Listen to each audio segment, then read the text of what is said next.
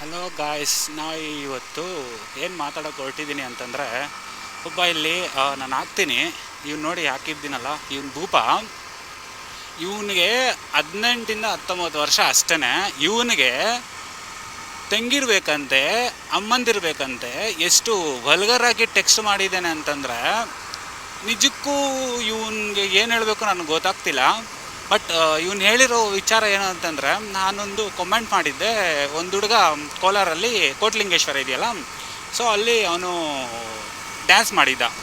So ನಾನು ಇಟ್ಕೊಂಡು, bro ಇದು ದೇವಸ್ಥಾನ, ಸೊ ಇಲ್ಲಿ ಡ್ಯಾನ್ಸ್ ಆಡಬೇಡಿ, ಅದು ಸರಿ ಹೋಗಲ್ಲ. ನೀವು ರೀಲ್ಸ್ ಮಾಡಿರೋದು, ನೀವು ಡ್ಯಾನ್ಸ್ ಮಾಡಿರೋದು ಸೂಪರಾಗಿದೆ, ಬಟ್ ಇಲ್ಲಿ ಮಾಡೋದು ಸರಿ ಅನ್ಸಲ್ಲ, ಅದು ಶೋಭೆ ತರಲ್ಲ ಅಂತ ನಾನು ಜಸ್ಟ್ ಅವ್ರಿಗೆ ಅಡ್ವೈಸ್ ಮಾಡಿದೆ. ಅವರು ಓಕೆ ಅಂತ ಹೇಳಿದ್ದಾರೆ.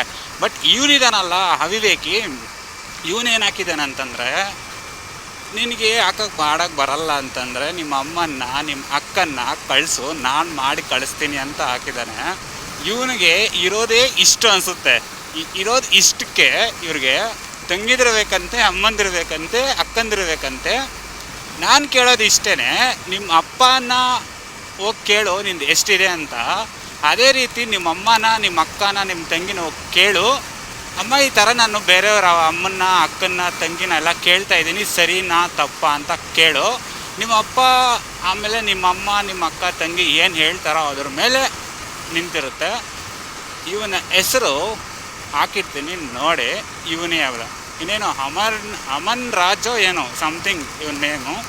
ನಾನು ಮೆನ್ಷನ್ ಮಾಡಿರ್ತೀನಿ ಇವನಿಗೆ. ಇವ್ನು ನೋಡಬೇಕು ಆ ವಿಡಿಯೋನ, ಇವನ್ನ ರಿಯಲೈಸ್ ಆಗಬೇಕು. Thank you.